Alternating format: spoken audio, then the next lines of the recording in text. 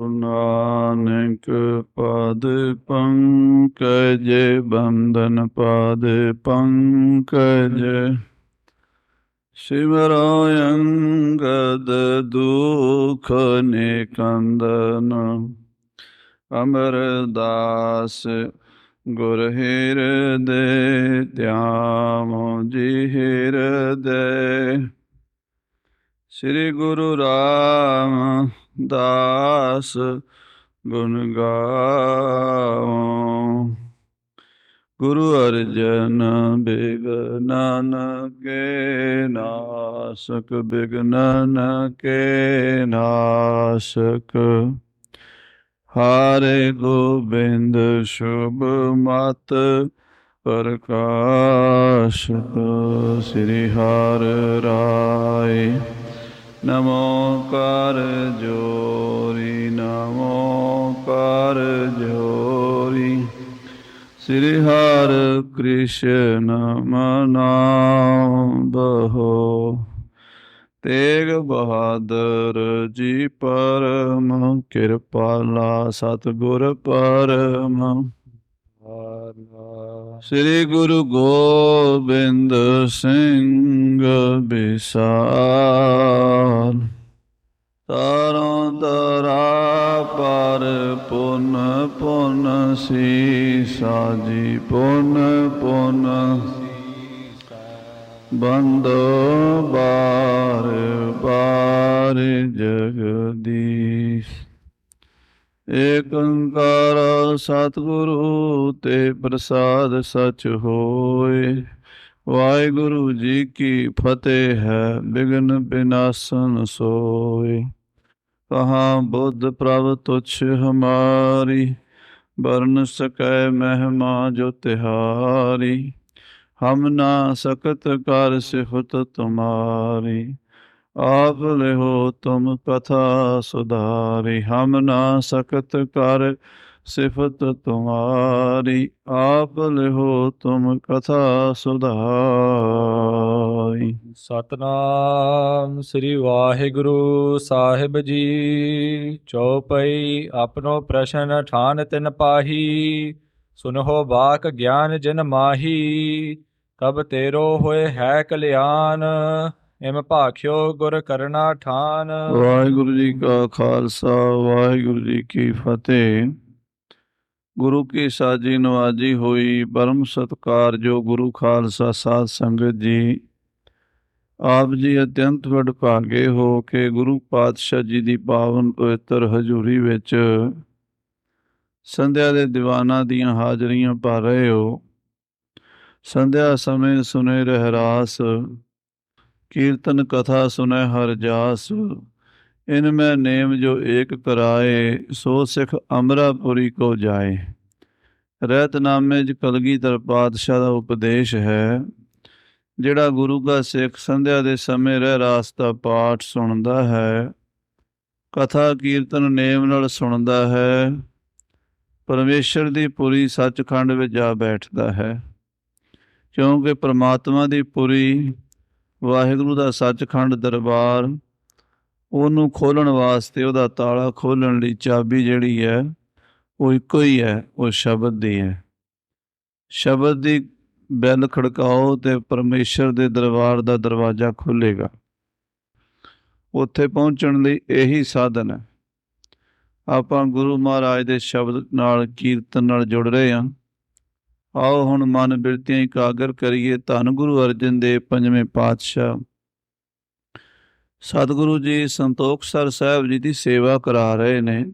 ਟਾਹਲੀ ਸਾਹਿਬ, ਜਿੱਥੇ ਅੱਜ ਕੱਲ੍ਹ ਗੁਰਦੁਆਰਾ ਟਾਹਲੀ ਸਾਹਿਬ ਸੰਤੋਖਸਰ ਹੈ, ਉੱਥੇ ਟਾਹਲੀ ਥੱਲੇ ਖੜ੍ਹ ਕੇ ਮਹਾਰਾਜ ਸੇਵਾ ਕਰਾ ਰਹੇ ਨੇ ਤੇ ਸੰਗਤਾਂ ਮਿੱਟੀ ਪੁੱਟ-ਪੁੱਟ ਕੇ ਬਾਹਰ ਸਿੱਟ ਰਹੀਆਂ ਨੇ। ਬਹੁਤ ਡੂੰਘੇ ਚਲੇ ਗਏ ਨੇ ਤੇ ਥੱਲਿਓਂ ਇੱਕ ਮੱਠ ਨਿਕਲਿਆ ਹੈ, ਚਿਣਿਆ ਹੋਇਆ ਮੱਠ। ਸੰਗਤਾਂ ਹੈਰਾਨ ਹੋਈਆਂ, ਗੁਰੂ ਸਾਹਿਬ ਨੂੰ ਖਬਰ ਕੀਤੀ। ਸਤਿਗੁਰੂ ਜੀ ਆਪ ਚੱਲ ਕੇ ਗਏ, ਵੇਖਿਆ ਮੱਠ ਦਾ ਬੂਹਾ ਬੰਦ ਹੈ, ਅੱਗੇ ਇੱਕ ਪੱਥਰ ਅੜਾਇਆ ਹੋਇਆ ਸਿਲਾ। ਉਹਨੂੰ ਚੁੱਕ ਕੇ ਜਦੋਂ ਵੇਖਿਆ ਤਾਂ ਉਹਦੇ ਵਿੱਚ ਇੱਕ ਜੋਗੀ ਸਮਾਧੀ ਲਾਈ ਬੈਠਾ, ਧਿਆਨ ਲਾਈ ਬੈਠਾ, 10ਵੇਂ ਦੁਆਰ ਸਵਾਸ ਚੜਾਏ ਹੋਏ। ਮਹਾਰਾਜ ਨੇ ਬਾਬਾ ਬੁੱਢਾ ਜੀ ਨੂੰ ਕਿਹਾ ਵੀ ਇਹਨਾਂ ਦੇ ਸਵਾਸ ਉਤਾਰੋ।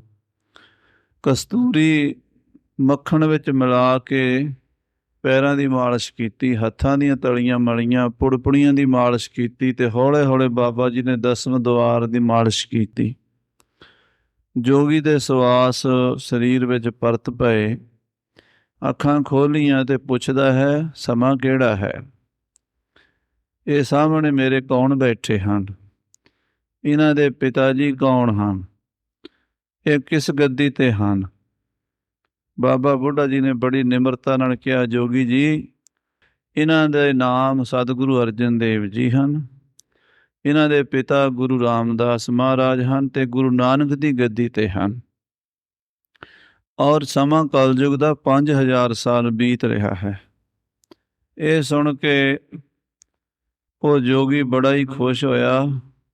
ਕਹਿਣ ਲੱਗਾ, ਮੇਰੇ ਗੁਰੂ ਬੜੇ ਮਹਾਂਪੁਰਸ਼ ਸਨ। ਸਤਿਯੁਗ ਦੇ ਸਮੇਂ ਵਿੱਚ ਉਹਨਾਂ ਨੇ ਮੈਨੂੰ ਇਸ ਮਾਰਗ ਤੇ ਤੋਰਿਆ ਸੀ, ਯੋਗ ਦੀ ਦੀਕਸ਼ਾ ਦਿੱਤੀ ਸੀ ਤੇ ਕਿਹਾ ਸੀ ਵੀ ਕਲਯੁਗ ਦੇ ਵਿੱਚ ਪਰਮੇਸ਼ਰ ਦਾ ਅਵਤਾਰ ਆਵੇਗਾ, ਉਹ ਤੈਨੂੰ ਦਰਸ਼ਨ ਦੇਣਗੇ, ਉਪਦੇਸ਼ ਦੇਣਗੇ। ਉਹਨਾਂ ਚਿਰ ਤੂੰ ਇਸ ਜਗ੍ਹਾ ਤੇ ਮੱਠ ਬਣਾ ਕੇ ਸਵਾਸ ਆਪਣੇ ਚੜਾ ਕੇ ਬੈਠਾ ਰਹੋ, ਉਹ ਆਪ ਹੀ ਤੈਨੂੰ ਆ ਕੇ ਪ੍ਰਗਟ ਕਰਨਗੇ।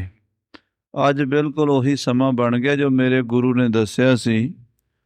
ਮੈਂ ਇਸ ਜਗ੍ਹਾ ਤੇ ਮੱਠ ਬਣਾ ਕੇ ਬੈਠਾ, ਉੱਤੇ ਪਤਾ ਨਹੀਂ ਕਿੰਨੇ ਟਨ ਮਿੱਟੀ ਪੈ ਗਈ, ਪਰ ਮੇਰੇ ਗੁਰੂ ਦੀ ਕਿਰਪਾ ਸੀ, ਮੇਰੇ ਸਵਾਸ ਨਿਕਲੇ ਨਹੀਂ। ਮੈਂ 10ਵੇਂ ਦੁਆਰ ਵਿੱਚ ਸਵਾਸ ਚੜਾ ਕੇ ਬੈਠਾ ਰਿਹਾ। ਇੱਕ ਤਰੀਕਾ ਹੈ ਜਿਹੜਾ ਸਾਰਿਆਂ ਕੋਲੋਂ ਤਾਂ ਨਹੀਂ ਹੋ ਸਕਦਾ ਸਾਧ ਸੰਗਤ ਜੀ, ਪਰ ਕੁਝ ਮਹਾਂਪੁਰਸ਼ ਐਸੇ ਹੁੰਦੇ ਨੇ ਜਿਹੜੇ ਆਪਣੇ ਸਵਾਸ 10ਵੇਂ ਦੁਆਰ ਵਿੱਚ ਚੜਾ ਕੇ ਬੈਠੇ ਰਹਿੰਦੇ ਹਨ।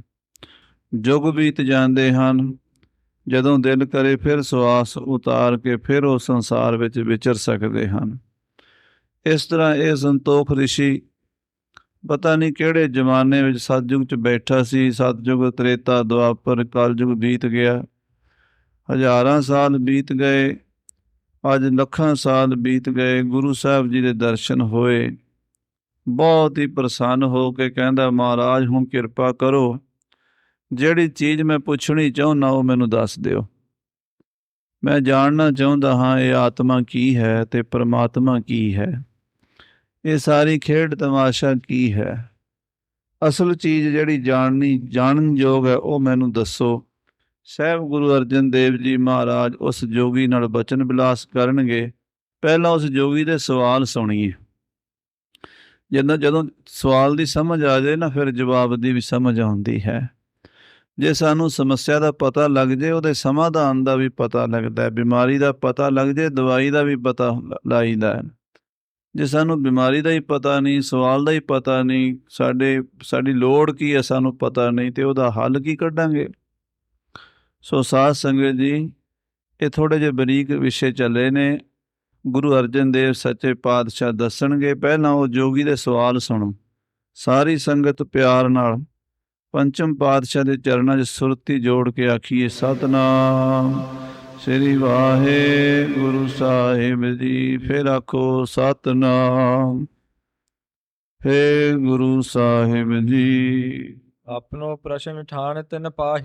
ਮੇਰੇ ਗੁਰੂ ਨੇ ਕਿਹਾ ਸੀ ਕਿ ਤੂੰ ਬੈਠਾ ਰਹੀਂ। ਜਦੋਂ ਕਲਯੁਗ ਦੇ ਸਮੇਂ 'ਚ ਗੁਰੂ ਅਰਜਨ ਦੇਵ ਜੀ ਤੈਨੂੰ ਆ ਕੇ ਮੱਠ ਵਿੱਚੋਂ ਕੱਢਣਗੇ, ਤੂੰ ਉਹਨਾਂ ਕੋਲ ਆਪਣੇ ਸਵਾਲ ਰੱਖੀ। ਸੁਨਿਓ ਬਾਕ ਗਿਆਨ ਜਿਨ ਮਾਹੀ। ਉਹਨਾਂ ਦੇ ਬਚਨ ਸੁਣੀ ਜਿਨ੍ਹਾਂ 'ਚ ਬ੍ਰਹਮ ਗਿਆਨ ਹੋਵੇਗਾ। ਪ੍ਰਭ ਤੇਰੋ ਹੋਏ ਹੈ ਕਲਿਆਣ। ਹੇ ਭਾਈ, ਤੇਰਾ ਕਲਿਆਣ ਤਾਂ ਹੋਵੇਗਾ। ਮੇਰੇ ਗੁਰੂ ਨੇ ਮੈਨੂੰ ਇਹ ਗੱਲ ਕਹੀ ਸੀ, ਸਤਿਗੁਰੂ ਜੀ।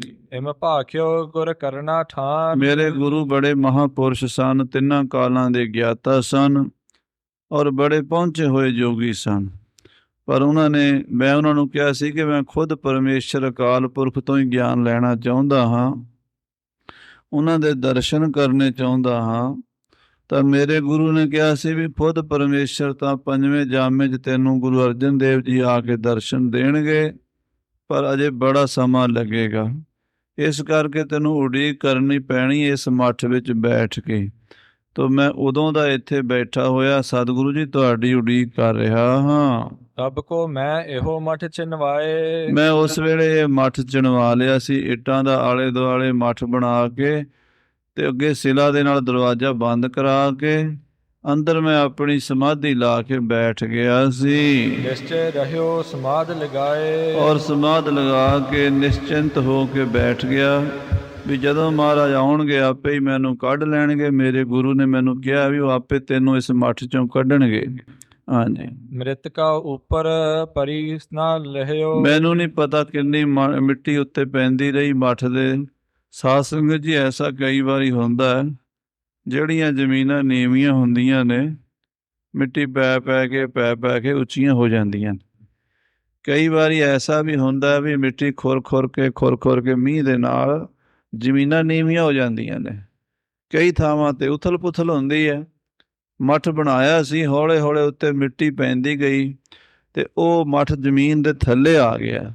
ਜਦੋਂ ਪੰਜਵੇਂ ਪਾਤਸ਼ਾਹ ਸੰਤੋਖ ਸਰ ਦੀ ਖੁਦਾਈ ਕਰਾਉਣ ਲੱਗੇ ਟਾਹਲੀ ਸਾਹਿਬ ਦੀ, ਉਸ ਵੇਲੇ ਮੱਠ ਨਿਕਲਿਆ।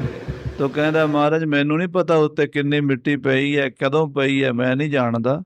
ਜਦੋਂ ਮੈਂ ਬੈਠਾ ਸੀ ਮੱਠ ਚਣਾ ਕੇ, ਉਦੋਂ ਇੰਨੀ ਉੱਚੀ ਮਿੱਟੀ ਨਹੀਂ ਸੀ ਤੇ ਮੈਂ ਆਪਣੇ ਵੱਲੋਂ ਤਾਂ ਮੈਂ ਜ਼ਮੀਨ 'ਚ ਹੀ ਬੈਠਾ ਸੀ, ਪਰ ਉੱਪਰ ਇੰਨੀ ਜ਼ਿਆਦਾ ਡੂੰਘਾਈ ਹੋਰ ਉੱਚੀ ਹੋ ਜਾਏਗੀ ਮੈਨੂੰ ਨਹੀਂ ਸੀ ਪਤਾ। ਹਾਂਜੀ, ਨਿਜ ਗੁਰ ਵਰਤੇ ਜੀਵਤ ਰਹਿਓ। ਬਸ ਇੱਕ ਗੁਰੂ ਮਹਾਰਾਜ ਤੁਹਾਡੇ ਦਰਸ਼ਨਾਂ ਦੀ ਆਸ, ਇੱਕ ਮੇਰੇ ਗੁਰੂ ਦੀ ਆਸ਼ੀਰਵਾਦ, ਮੈਂ ਜਿਉਂਦਾ ਰਿਹਾ, ਮਰਿਆ ਨਹੀਂ। ਮੇਰੇ ਸਵਾਸ ਸਰੀਰ 'ਚੋਂ ਵੱਖ ਨਹੀਂ ਹੋਏ, ਪਰ 10ਵੇਂ ਦੁਆਰ ਵਿੱਚ ਰੋਕ ਕੇ ਸਵਾਸਾਂ ਨੂੰ ਆਪਣੇ ਸਰੀਰ ਦੀ ਸਾਰੀ ਹਰਕਤ ਬੰਦ ਕਰਕੇ ਮੈਂ ਬੈਠਾ ਰਿਹਾ। ਹਾਂਜੀ, ਮੁਕਤ ਹੋਣ ਕੋ ਅਬ ਭਾ ਕਾਲ। ਹੁਣ ਮੇਰੇ ਮੁਕਤੀ ਦਾ ਸਮਾਂ ਆ ਗਿਆ ਹੈ, ਤੁਹਾਡੇ ਦਰਸ਼ਨ ਹੋ ਗਏ ਨੇ। ਹੁਣ ਜਦੋਂ ਆਪ ਜੀ ਕਿਰਪਾ ਕਰੋਗੇ ਮਹਾਰਾਜ, ਤੇ ਮੇਰਾ ਦਰਵਾਜ਼ਾ ਸੱਚਖੰਡ ਦਾ ਖੁੱਲ੍ਹੇਗਾ ਤੇ ਮੇਰੀ ਆਤਮਾ ਉਸ ਪਰਮਾਤਮਾ 'ਚ ਲੀਨ ਹੋਵੇਗੀ। ਪਰ ਜਿੰਨਾ ਚਿਰ ਤੁਸੀਂ ਉਪਦੇਸ਼ ਨਹੀਂ ਦਿਓਗੇ, ਜਿੰਨਾ ਚਿਰ ਮੈਨੂੰ ਉਸ ਤਾਲੇ ਦੀ ਕੁੰਜੀ ਨਹੀਂ ਫੜਾਓਗੇ, ਮੈਂ ਉਸ ਸੱਚਖੰਡ 'ਚ ਵੜ ਨਹੀਂ ਸਕਦਾ। ਹਾਂਜੀ, ਹਿਮ ਕਹਿ ਜੋਗੀ ਸ਼ੁੱਧ ਵਿਸਾਲ। ਇਸ ਤਰ੍ਹਾਂ ਸ਼ੁੱਧ ਆਤਮਾ, ਪਵਿੱਤਰ ਆਤਮਾ ਜੋਗੀ, ਜਿਹਦਾ ਬੜਾ ਭਾਰੀ ਤਪ ਸੀਗਾ, ਗੁਰੂ ਅਰਜਨ ਦੇਵ ਜੀ ਦੇ ਪੈਰੀਂ ਪੈ ਗਿਆ। ਸ੍ਰੀ ਅਰਜਨ ਕੇ ਚਰਨਨ ਪਰਿਓ। ਗੁਰੂ ਅਰਜਨ ਦੇਵ ਜੀ ਦੇ ਚਰਨਾਂ ਤੇ ਢਹਿ ਪਿਆ। ਬੜੀ ਲੰਮੀ ਉਮਰ ਵਾਲਾ ਮਹਾਨ ਜੋਗੀ ਤਪਸਵੀ ਸਤਿਗੁਰੂ ਅਰਜਨ ਦੇਵ ਦੇ ਪੈਰ ਫੜ ਕੇ ਕਹਿੰਦਾ, ਕਿਰਪਾ ਕਰੋ, ਬਖਸ਼ਿਸ਼ ਕਰੋ, ਮੈਨੂੰ ਉਸ ਪਰਮਾਤਮਾ ਦਾ ਗਿਆਨ ਦਿਓ। ਬਿਨੈ ਕਰਤ ਭਾ ਸ਼ਾਂਤੀ ਕਰਿਓ। ਬੜੀ ਭਾਵਨਾ ਨਾਲ, ਬੜੀ ਸ਼ਾਂਤੀ ਨਾਲ ਉਹ ਬੇਨਤੀ ਕਰ ਰਿਹਾ ਸੀ, ਕਿਉਂਕਿ ਉਹਦੀ ਤਪੱਸਿਆ ਉਹਦੇ ਹਿਰਦੇ ਨੂੰ ਸ਼ੁੱਧ ਕਰ ਚੁੱਕੀ ਸੀ। ਤਪੱਸਿਆ ਨਾਲ ਮਨ ਸ਼ੁੱਧ ਹੁੰਦਾ ਹੈ। ਤੇ ਸਾਧ ਸੰਗਤ ਜੀ, ਜਦੋਂ ਮਨ ਟਿਕ ਜਾਵੇ, ਟਿਕੇ ਹੋਏ ਮਨ 'ਚ ਗਿਆਨ ਦਾ ਵਾਸਾ ਹੁੰਦਾ। ਜਿਹੜੇ ਮਨ ਭਟਕ ਰਹੇ ਨੇ ਸਾਡੇ, ਇੱਧਰ ਉੱਧਰ ਸੱਜੇ ਖੱਬੇ, ਗੁਰਦੁਆਰੇ ਬੈਠੇ ਵੀ ਪਤਾ ਨਹੀਂ ਕਿੱਥੋਂ ਕਿੱਥੋਂ ਦੇ ਖਿਆਲ ਆਈ ਜਾਂਦੇ। ਸਾਨੂੰ ਕੀ ਗਿਆਨ ਹੋਣਾ? ਗਿਆਨ ਤਾਂ ਉਸੇ ਮਨ 'ਚ ਬੈਠਦਾ ਜਿਹੜਾ ਮਨ ਟਿਕਿਆ ਹੋਵੇ ਔਰ ਸ਼ੁੱਧ ਹੋਵੇ, ਨਿਰਮਲ ਹੋਵੇ। ਬੜੀ ਪਵਿੱਤਰ ਆਤਮਾ ਉਸ ਜੋਗੀ ਦੀ, ਟਿਕਿਆ ਹੋਇਆ ਉਹਦਾ ਮਨ ਗੁਰੂ ਅਰਜਨ ਦੇਵ ਜੀ ਨੇ ਦੇਖਿਆ ਹੈ। ਤੁਮਰੇ ਬਚਨਨ ਤੇ ਕਲਿਆਣ। ਕਹਿਣ ਲੱਗਾ, ਗੁਰੂ ਜੀ, ਤੁਹਾਡੇ ਬੋਲਾਂ ਨਾਲ, ਤੁਹਾਡੇ ਬਚਨਾਂ ਨਾਲ ਮੇਰੀ ਕਲਿਆਣ ਹੋਣੀ ਹੈ।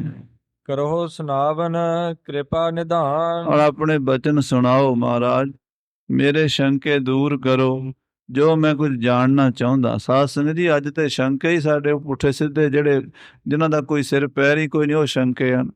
ਅਸਲ ਸ਼ੰਕਾ ਤਾਂ ਇਹ ਹੋਣਾ ਚਾਹੀਦਾ ਜਿਹੜਾ ਜੋਗੀ ਪੁੱਛ ਰਿਹਾ। ਆ ਪੁੱਛੋ, ਆਪਾਂ ਵੀ ਕਦੀ ਇੱਦਾਂ ਗੁਰੂ ਨੂੰ ਪੁੱਛਾਂਗੇ? ਇਸ ਜਨਮ 'ਚ ਤਾਂ ਲੱਗਦਾ ਨਹੀਂ, ਜਿਹੜੀ ਸਾਡੀ ਹਾਲਾਤ ਹੈ। ਕਦੀ ਸਮਾਂ ਆਵੇ ਅਸੀਂ ਗੁਰੂ ਅਰਜਨ ਦੇਵ ਜੀ ਕੋਲੋਂ, ਗੁਰੂ ਨਾਨਕ ਕੋਲੋਂ, ਗੁਰੂ ਗੋਬਿੰਦ ਸਿੰਘ ਕੋਲੋਂ, ਗੁਰੂ ਗ੍ਰੰਥ ਸਾਹਿਬ ਕੋਲੋਂ ਇਹ ਸਵਾਲ ਪੁੱਛੀਏ ਕਿ ਮਹਾਰਾਜ ਇਹ ਕੀ ਹੈ, ਇਹ ਸ੍ਰਿਸ਼ਟੀ ਕੀ ਹੈ, ਕਹਾਂ ਤੇ ਆਵੇ, ਕਹਾਂ ਇਹ ਜਾਵੇ, ਕਿੱਥੋਂ ਇਹ ਜੀਵ ਆ ਰਹੇ ਨੇ, ਕਿੱਥੇ ਜਾ ਰਹੇ ਨੇ, ਕੀ ਰਚਨਾ ਹੈ ਇਹ? ਹਾਂਜੀ, ਜੇਕਰ ਜਗਤ ਝੂਠੇ ਹੋਏ। ਦੇਖੋ, ਸਵਾਲ ਇਹ ਹੈ, ਜੋਗੀ ਪੁੱਛਦਾ, ਮਹਾਰਾਜ ਜੇ ਇਹ ਸਾਰੀ ਦੁਨੀਆ ਝੂਠੀ ਹੈ, ਇਹ ਜਗਤ ਝੂਠਾ ਹੈ, ਜੇ ਇਹ ਸੰਸਾਰ ਝੂਠਾ ਕਹਿੰਦੇ ਹੋ, ਬਾਣੀ ਕਹਿੰਦੀ ਝੂਠਾ ਹੈ, ਰਿਸ਼ੀ ਮੁਨੀ ਕਹਿੰਦੇ ਝੂਠਾ ਹੈ, ਵੇਦ ਸ਼ਾਸਤਰ ਕਹਿੰਦੇ ਝੂਠਾ ਹੈ, ਜੇ ਇਹ ਸੰਸਾਰ ਝੂਠਾ ਹੈ, ਹਾਂਜੀ, ਭਾਸਤ ਕਿਉ ਆਛੇ ਸਭ ਕੋਏ। ਫਿਰ ਦਿਸਦਾ ਕਿਉਂ ਹੈ? ਜਿਹੜੀ ਚੀਜ਼ ਹੈ ਹੀ ਨਹੀਂ, ਉਹ ਦਿਸਦੀ ਨਹੀਂ ਹੁੰਦੀ। ਜਿਹੜੀ ਚੀਜ਼ ਹੈ ਨਹੀਂ, ਉਹ ਦਿਸਦੀ ਨਹੀਂ। ਜੇ ਮਹਾਰਾਜ ਭਾਸ ਰਿਹਾ ਹੈ, ਦਿਸ ਰਿਹਾ ਹੈ, ਫਿਰ ਉਹਨੂੰ ਝੂਠਾ ਕਿਵੇਂ ਕਹਿੰਦੇ ਹੋ? ਹਾਂਜੀ, ਜੇਕਰ ਸਾਚ ਕਹੋ ਜਗ ਅਹੈ। ਜੇ ਇਹਨੂੰ ਸੱਚਾ ਕਹਿੰਦੇ ਹੋ ਮਹਾਰਾਜ, ਜੇ ਦੂਜਾ ਪੱਖ ਲਈਏ ਵੀ ਸੱਚਾ ਹੈ, ਹਾਂਜੀ, ਗਿਆਨਵਾਨ ਕਿਉ ਝੂਠੋ ਅਹੈ। ਫਿਰ ਬ੍ਰਹਮ ਗਿਆਨੀ ਮਹਾਪੁਰਸ਼ ਝੂਠਾ ਕਿਉਂ ਕਹਿੰਦੇ ਆ? ਗਿਆਨੀ ਨੂੰ ਕਿਉਂ ਝੂਠਾ ਦਿਸਦਾ? ਸੰਸਾਰ ਨੂੰ ਤਾਂ ਸੱਚਾ ਦਿਸਦਾ, ਸੰਸਾਰੀਆਂ ਨੂੰ ਤਾਂ ਸੰਸਾਰ ਸੱਚਾ ਦਿਸਦਾ ਹੈ। ਬ੍ਰਹਮ ਗਿਆਨੀ ਨੂੰ ਪੁੱਛੋ, ਉਹ ਕਹਿੰਦਾ ਕੂੜ ਰਾਜਾ, ਕੂੜ ਪਰਜਾ, ਕੂੜ ਸਭ ਸੰਸਾਰ, ਕੂੜ ਮੰਡਪ, ਕੂੜ ਮਾੜੀ, ਕੂੜ ਵੈਸਨਹਾਰ। ਫਿਰ ਗਿਆਨੀ ਨੂੰ ਝੂਠਾ ਕਿਉਂ ਦਿਸਦਾ? ਜੇ ਮਹਾਰਾਜ ਇਹ ਝੂਠਾ ਹੈ ਤੇ ਸੰਸਾਰੀਆਂ ਨੂੰ ਸੱਚਾ ਕਿਉਂ ਦਿਸਦਾ? ਇਹ ਦੋਵੇਂ ਪਾਸੇ ਸਵਾਲ ਹੈ। ਜੇ ਝੂਠਾ ਹੈ ਤੇ ਸੰਸਾਰੀਆਂ ਨੂੰ ਸੱਚਾ ਕਿਉਂ ਦਿਸਦਾ? ਜੇ ਇਹ ਸੱਚਾ ਹੈ ਤੇ ਗਿਆਨੀਆਂ ਨੂੰ ਝੂਠਾ ਕਿਉਂ ਦਿਸਦਾ? ਹਾਂਜੀ, ਆਤਮ ਕੋ ਸਰੂਪ ਜਿਮ ਲਹੀਏ। ਮਹਾਰਾਜ ਆਤਮਾ ਦੇ ਦਰਸ਼ਨ ਕਿਵੇਂ ਹੋਣਗੇ? ਆਤਮਾ ਕੀ ਹੈ? ਆਤਮਾ ਦਾ ਸਰੂਪ ਕੀ ਹੈ? ਆਤਮਾ ਕਿੱਥੋਂ ਆਉਂਦੀ ਹੈ? ਆਤਮਾ ਕਿੱਥੇ ਜਾਂਦੀ ਹੈ? ਆਤਮਾ ਦਾ ਵਾਸਤਵਿਕ ਸਰੂਪ ਕੀ ਹੈ? ਕਿਰਪਾ ਕਰਕੇ ਦੱਸੋ। ਹਾਂਜੀ, ਇੱਕ ਹੀ ਬਹੁਤ ਭਾਂਤ ਕਿਮ ਕਹੀਏ। ਇੱਕ ਆਤਮਾ ਕਹਿੰਦੇ ਸਾਰਿਆਂ ਵਿੱਚ, ਸਭ ਮੈਂ ਜੋਤ ਜੋਤ ਹੈ ਸੋਏ। ਜੇ ਉਹ ਜੋਤ ਇੱਕ ਹੈ ਤੇ ਸਾਰਿਆਂ ਨੂੰ ਇੱਕੋ ਬੰਦੇ ਦੇ ਰੋਟੀ ਖਾਣ ਨਾਲ ਸਾਰਿਆਂ ਦੀ ਭੁੱਖ ਮਿਟ ਜਾਣੀ ਚਾਹੀਦੀ ਹੈ। ਜੇ ਆਤਮਾ ਸਾਰਿਆਂ 'ਚ ਇੱਕ ਹੈ, ਇੱਕ ਬੰਦੇ ਨੂੰ ਗਿਆਨ ਹੋਵੇ, ਸਾਰਿਆਂ ਨੂੰ ਗਿਆਨ ਹੋ ਜਾਣਾ ਚਾਹੀਦਾ। ਇੱਕ ਬੰਦੇ ਦਾ ਸ਼ੰਕਾ ਮਿਟਿਆ, ਦੂਜਿਆਂ ਦਾ ਵੀ ਨਾਲ ਮਿਟ ਜਾਣਾ ਚਾਹੀਦਾ। ਇੱਕ ਬੰਦੇ ਦੀ ਪਿਆਸ ਬੁਝੀ ਹੈ, ਦੂਜਿਆਂ ਦੀ ਵੀ ਪਿਆਸ ਬੁਝ ਜਾਣੀ ਚਾਹੀਦੀ ਹੈ। ਇੱਕ ਬੰਦੇ ਨੇ ਨੀਂਦ ਪੂਰੀ ਕਰ ਲਈ ਹੈ, ਬਾਕੀਆਂ ਦਾ ਵੀ ਥਕੇਵਾਂ ਦੂਰ ਹੋਣਾ ਚਾਹੀਦਾ, ਪਰ ਹੁੰਦਾ ਨਹੀਂ। ਜਿਹੜਾ ਰੋਟੀ ਖਾਂਦਾ ਉਹਦੀ ਭੁੱਖ ਮਿਟਦੀ ਹੈ, ਦੂਜਾ ਕਹਿੰਦਾ ਮੈਂ ਤੇ ਬਈ ਅਜੇ ਖਾਣੀ ਹੈ। ਮਹਾਰਾਜ ਜੇ ਆਤਮਾ ਸਾਰਿਆਂ ਵਿੱਚ ਇੱਕ ਹੈ ਤੇ ਫਿਰ ਜੁਦੇ ਜੁਦੇ ਸਰੀਰਾਂ ਦੇ ਵਿੱਚ ਜੁਦਾ ਜੁਦਾ ਅਨੁਭਵ ਕਿਉਂ ਹੈ? ਹਾਂਜੀ, ਚਲਹਿ ਜੀਵ ਜੰਗਮ ਇਹੋ ਸਾਰੇ। ਇਹ ਸਾਰੇ ਤੁਰਦੇ ਫਿਰਦੇ ਨੇ ਜੀਵ ਜੰਗਮ, ਪੈਰਾਂ ਵਾਲੇ, ਹੱਥਾਂ ਵਾਲੇ, ਖੰਭਾਂ ਵਾਲੇ। 84 ਲੱਖ ਜੂਨਾਂ ਨੇ, ਉੱਡਦੀਆਂ ਫਿਰਦੀਆਂ ਨੇ। ਕੋਈ ਪਾਣੀ 'ਚ ਮੱਛੀਆਂ ਤਰਦੀਆਂ ਫਿਰਦੀਆਂ ਨੇ, ਕੋਈ ਬੰਦੇ ਘੋੜਿਆਂ 'ਤੇ ਦੌੜੀ ਜਾਂਦੇ ਆ, ਕੋਈ ਹਵਾਈ ਜਹਾਜ਼ਾਂ 'ਤੇ। ਇਹ ਸਭ ਤੁਰਦੀ ਫਿਰਦੀ ਦੁਨੀਆ। ਇਹ ਸਾਰਾ ਜੋ ਤੁਰਨ ਵਾਲਾ ਪਸਾਰਾ ਹੈ, ਇਹ ਕੀ ਹੈ? ਹਾਂਜੀ, ਕਿਮ ਕੂ ਟਸਤ ਰਹਿ ਨਿਰਧਾਰੇ। ਫਿਰ ਕਹਿੰਦੇ ਉਹ ਜਿਹੜਾ ਪਰਮਾਤਮਾ ਹੈ ਉਹ ਟਿਕਿਆ ਹੋਇਆ ਹੈ ਸਾਰਿਆਂ ਦੇ ਵਿੱਚ, ਹੈ ਸਾਰਿਆਂ ਦੇ ਵਿੱਚ ਹੈ। ਕੁਟਸਥ, ਕੁਟਸਥ ਕਹਿੰਦੇ ਆ ਸਾਧ ਸੰਗਤ ਜੀ, ਕੂਟ ਉਹ ਤੁਸੀਂ ਲੁਹਾਰ ਦੀ ਭੱਠੀ ਤੇ ਜਾਓ, ਜਿੱਥੇ ਲੋਹਾ ਕੁੱਟਦਾ, ਰੰਬੇ ਦਾਤੀਆਂ ਬਣਾਉਂਦਾ, ਉਹਨੇ ਇੱਕ ਐਰਨ ਰੱਖੀ ਹੁੰਦੀ ਹੈ। ਐਰਨ ਕਹਿੰਦੇ ਆਮ ਬੋਲੀ 'ਚ ਆਪਾਂ ਉਹਨੂੰ, ਪਰ ਪੁਰਾਣੇ ਗ੍ਰੰਥਾਂ 'ਚ ਉਹਨੂੰ ਕੂਟ ਵੀ ਕਹਿੰਦੇ ਨੇ। ਕੂਟਸਥ ਉਹ ਲੋਹੇ ਦੀ ਹੁੰਦੀ। ਮੇਰਾ ਖਿਆਲ ਹੈ ਵੀ ਉਹਦਾ ਕੋਈ ਕੁਆਂਟਲ ਦੇ ਲਗਭਗ ਘੱਟੋ ਘੱਟ ਵਜ਼ਨ ਹੁੰਦਾ ਹੈ, 50 ਕਿਲੋ 60 ਕਿਲੋ, ਕੁਆਂਟਲ 1.5 ਕੁਆਂਟਲ ਦੀ ਵੀ ਹੋ, ਵੱਡੀ ਭਾਰੀ ਪੱਥਨੀ ਜਿਹੀ ਹੁੰਦੀ ਹੈ ਲੋਹੇ ਦੀ, ਉਹ ਪਈ ਰਹਿੰਦੀ ਹੈ। ਉਹਦੇ ਉੱਤੇ ਰੋਜ਼ ਸੈਂਕੜੇ ਹਥੌੜੇ ਵੱਜਦੇ ਨੇ, ਘਣ ਵੱਜਦੇ ਨੇ, ਵੱਡੇ ਵੱਡੇ ਥੌੜੇ। ਉਹ ਨਹੀਂ ਹਿੱਲਦੀ ਆਪਣੀ ਥਾਂ ਤੋਂ, ਜਿਵੇਂ ਉਹ ਟਿਕੀ ਰਹਿੰਦੀ ਹੈ। ਕਹਿੰਦੇ ਨੇ ਇਸੇ ਤਰ੍ਹਾਂ ਆਤਮਾ ਟਿਕੀ ਹੋਈ ਹੈ। ਜੇ ਆਤਮਾ ਟਿਕੀ ਹੋਈ ਹੈ ਤੇ ਫਿਰ ਇਹ ਦੌੜੇ ਕਿਉਂ ਫਿਰਦੇ ਨੇ? ਦੇਖੋ ਸਵਾਲ ਕੈਸਾ ਗੰਭੀਰ ਹੈ। ਜੇ ਆਤਮਾ ਟਿਕੀ ਹੋਈ ਹੈ, ਸਦਾ ਹੀ ਇੱਕੋ ਹੈ, ਨਿਰਵਿਕਾਰ ਹੈ, ਕੋਈ ਉਹਦੇ 'ਚ ਵਾਧਾ ਘਾਟਾ ਨਹੀਂ ਹੁੰਦਾ, ਵਿਕਾਰ ਨਹੀਂ ਹੁੰਦਾ। ਜੇ ਉਹ ਆਤਮਾ ਆਉਂਦੀ ਜਾਂਦੀ ਨਹੀਂ, ਉਹ ਆਤਮਾ ਜੰਮਦੀ ਮਰਦੀ ਵੀ ਨਹੀਂ, ਟਿਕੀ ਹੋਈ ਹੈ, ਫਿਰ ਇਹ ਜੰਮਦੇ ਮਰਦੇ ਕਿਉਂ ਨੇ? ਜੰਮਦਾ ਮਰਦਾ ਕੌਣ ਹੈ ਫਿਰ? ਜੇ ਆਤਮਾ ਟਿਕੀ ਹੋਈ ਹੈ, ਫਿਰ ਦੌੜੇ ਕੌਣ ਫਿਰਦੇ ਨੇ? ਜੰਮਦੇ ਵੀ ਨੇ, ਬੱਚੇ ਬਣਦੇ ਨੇ, ਜਵਾਨ ਹੁੰਦੇ ਨੇ, ਬੁੱਢੇ ਹੁੰਦੇ ਨੇ, ਫਿਰ ਮਰ ਜਾਂਦੇ ਨੇ, ਫਿਰ ਦੁਬਾਰਾ ਜੰਮ ਪੈਂਦੇ ਨੇ, ਫਿਰ ਉੱਦਾਂ ਹੀ ਘੁੰਮਦੇ ਨੇ। ਇਹ ਗੱਲ ਸਮਝ ਨਹੀਂ ਆਉਂਦੀ। ਮਹਾਰਾਜ ਇਹਦੀ ਗੱਲ ਸਮਝਾਓ, ਇਹ ਭੇਤ ਖੋਲੋ। ਹਾਂਜੀ, ਜਗਤ ਰੂਪ ਇਹੋ ਆਪੇ ਬਨ ਕੇ। ਇਹ ਆਤਮਾ ਹੀ ਕਹਿੰਦੇ, ਪਰਮਾਤਮਾ ਹੀ, ਕਿਉਂਕਿ ਆਤਮਾ ਤੇ ਪਰਮਾਤਮਾ ਇੱਕੋ ਚੀਜ਼ ਹੈ, ਦੋ ਨਹੀਂ। ਇਹ ਪਰਮਾਤਮਾ ਹੀ ਜਗਤ ਰੂਪ ਬਣਿਆ ਹੋਇਆ। ਜੋ ਦੀਸੈ ਸੋ ਤੇਰਾ ਰੂਪ, ਗੁਣ ਨਿਧਾਨ ਗੋਬਿੰਦ ਅਨੂਪ। ਇਹ ਜਗ ਸੱਚੇ ਕੀ ਹੈ ਕੋਠੜੀ, ਸੱਚੇ ਕਾ ਵਿੱਚ ਵਾਸ। ਇਹ ਸਾਰਾ ਪਰਮਾਤਮਾ ਹੀ ਬਣਿਆ ਹੋਇਆ। ਜਦੋਂ ਜੇ ਪਰਮਾਤਮਾ ਹੀ ਬਣਿਆ ਹੋਇਆ ਫਿਰ ਜੰਮ ਕੌਣ ਰਿਹਾ ਤੇ ਮਰ ਕੌਣ ਰਿਹਾ, ਆ ਕੌਣ ਰਿਹਾ ਤੇ ਜਾ ਕੌਣ ਰਿਹਾ, ਦੁਖੀ ਕੌਣ ਹੈ ਤੇ ਸੁਖੀ ਕੌਣ ਹੈ, ਇਹ ਕੀੜੀ ਕੀ ਹੈ ਤੇ ਹਾਥੀ ਕੀ ਹੈ, ਮੱਛਰ ਕੀ ਹੈ ਤੇ ਗਰੜ ਕੀ ਹੈ।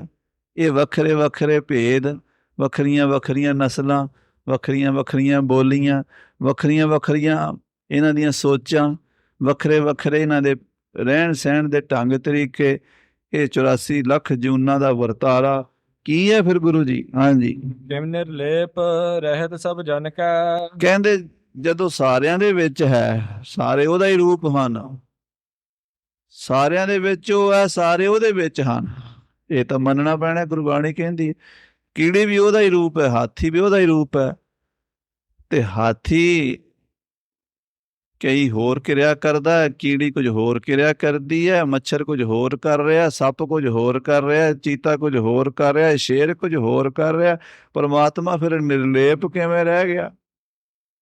ਕਹਿੰਦੇ ਨਿਰਲੇਪ ਹੈ ਨਾ, ਵੀ ਸਦਾ ਹੀ ਨਿਰਲੇਪ ਹੈ, ਸਾਰੇ ਕੋਈ ਲੇਪ ਨਹੀਂ ਉਹਨੂੰ ਲੱਗਦਾ, ਲੇਪ ਨਹੀਂ ਲੱਗਦਾ, ਰਹਿੰਦਾ ਸਾਰਿਆਂ ਦੇ ਵਿੱਚ, ਸਾਰੇ ਭੋਗ ਭੋਗਦਾ, ਫਿਰ ਨਿਰਲੇਪ ਕਿਵੇਂ ਹੋ ਗਿਆ?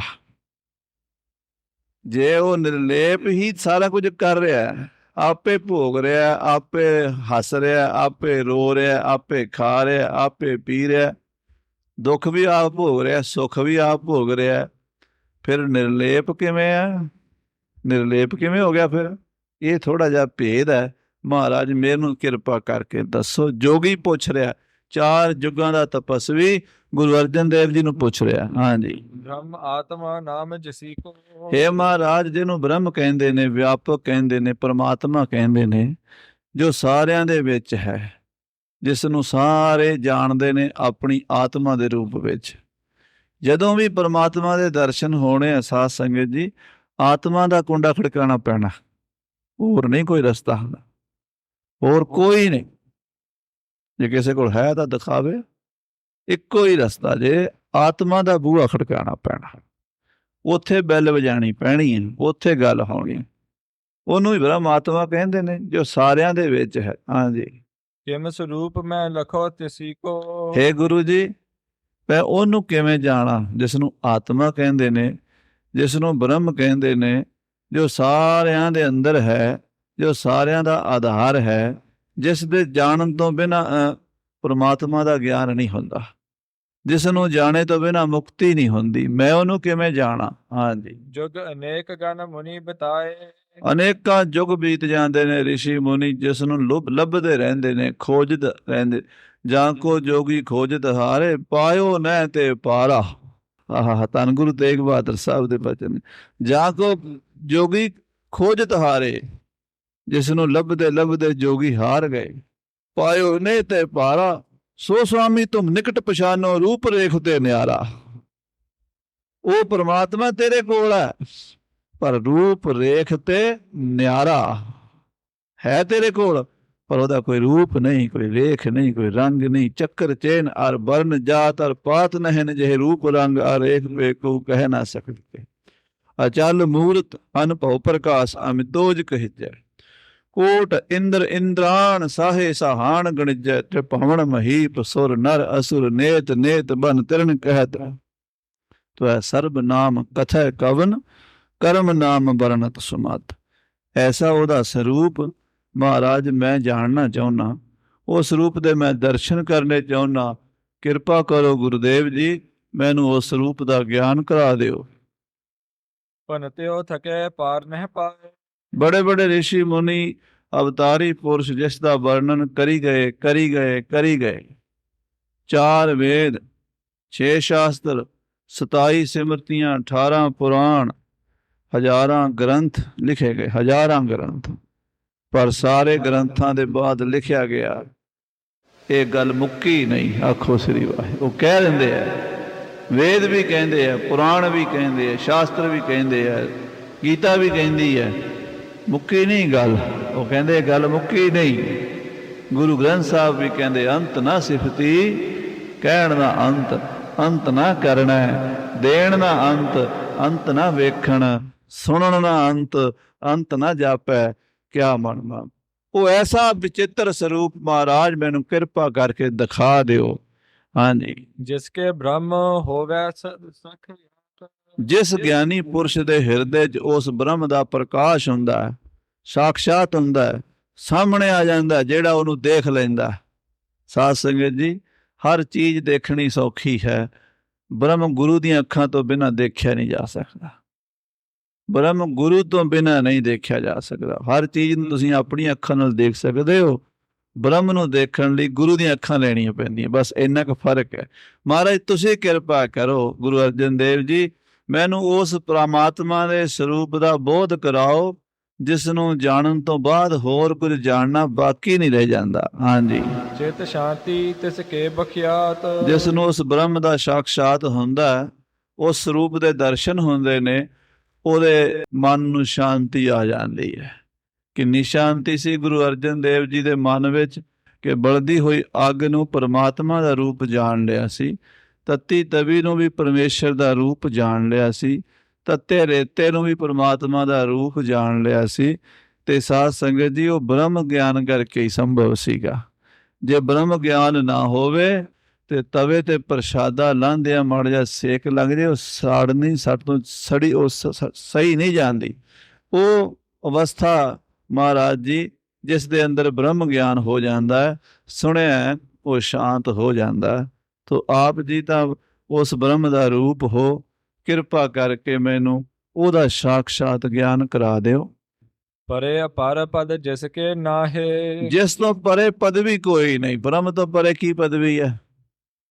ਇਹ ਸੰਸਾਰ ਦੀ ਬੜੀਆਂ ਪਦਵੀਆਂ।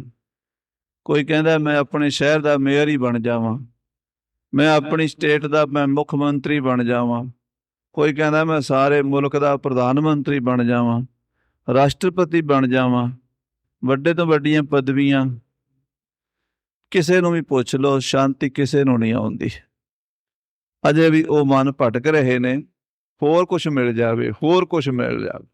ਪਰ ਜਦੋਂ ਬ੍ਰਹਮ ਸਰੂਪ ਦਾ, ਵਾਹਿਗੁਰੂ ਦੇ ਸਰੂਪ ਦਾ ਗਿਆਨ ਹੋ ਜਾਂਦਾ, ਫਿਰ ਕਿਸੇ ਪਦਵੀ ਦੀ ਇੱਛਾ ਨਹੀਂ ਰਹਿ ਜਾਂਦੀ। ਫਿਰ ਤਾਂ ਹਰ ਹਰ ਜਨ ਦੋਈ ਏਕ ਹੈ, ਬਿਬ ਵਿਚਾਰ ਕਛ ਨਾਹੇ, ਜਲ ਤੇ ਉਪਜ ਤਰੰਗ ਜਿਉ, ਜਲ ਹੀ ਬਿਖੈ ਸਮਾਹੇ। ਅਬ ਤੋ ਜਾਏ ਚੜੇ ਸਿੰਘਾਸਣ, ਮਿਲੇ ਹੈ ਸਾਰੰਗ ਪਾਨੀ, ਰਾਮ ਕਬੀਰਾ ਏਕ ਭਏ ਹੈ, ਰਾਮ ਕਬੀਰਾ ਏਕ ਭਏ ਹੈ, ਕੋਏ ਨਾ ਸਕੈ ਪਛਾਨੀ। ਹੋਰ ਕੀ ਚਾਹੀਦਾ? ਪੰਜਾਬੀ ਦੀ ਕਹਾਵਤ ਆ, ਹੋਰ ਤੈਨੂੰ ਰੱਬ ਚਾਹੀਦਾ? ਕਿਸੇ ਬੰਦੇ ਨੂੰ ਚੰਗੀ ਤਨਖਾਹ ਦੇਈ ਜਾਈਏ, ਚੰਗੀ ਉਹਨੂੰ ਸਹੂਲਤਾਂ ਦੇਈਏ, ਤੇ ਉਹ ਕਵੇ ਮੈਨੂੰ ਕੁਝ ਹੋਰ ਦਿਓ, ਤੇ ਉਹਨੂੰ ਉਹਦੇ ਜਿਹੜੇ ਬੌਸ ਹੁੰਦੇ ਨੇ ਨਾ, ਉਹ ਕਹਿੰਦੇ ਹੋਰ ਤੈਨੂੰ ਕੀ ਦਈਏ, ਹੋਰ ਤੈਨੂੰ ਰੱਬ ਚਾਹੀਦਾ? ਇੰਨਾ ਕੁਝ ਤਾਂ ਤੈਨੂੰ ਦੇ ਰਹੇ ਆ। ਇਹਦਾ ਮਤਲਬ ਹੈ ਵੀ ਰੱਬ ਤੋਂ ਪਰੇ ਕੋਈ ਚੀਜ਼ ਨਹੀਂ ਹੈ ਨਾ, ਰੱਬ ਤੋਂ ਪਰੇ ਕੋਈ ਪ੍ਰਾਪਤੀ ਨਹੀਂ। ਪਰਮਾਤਮਾ ਦੀ ਪ੍ਰਾਪਤੀ ਹੋ ਗਈ ਤੇ ਬਸ ਫਿਰ ਸਾਰਾ ਕੁਝ ਹੀ ਪ੍ਰਾਪਤ ਹੋ ਗਿਆ। ਹਾਂਜੀ। ਸਤ ਆਨੰਦ ਅਠਾਦੀ ਆਹੇ। ਇਹ ਮਹਾਰਾਜ, ਜਿਹੜਾ ਪਰਮਾਤਮਾ ਸਤ ਹੈ, ਚੇਤਨ ਹੈ ਤੇ ਆਨੰਦ ਸਰੂਪ ਹੈ।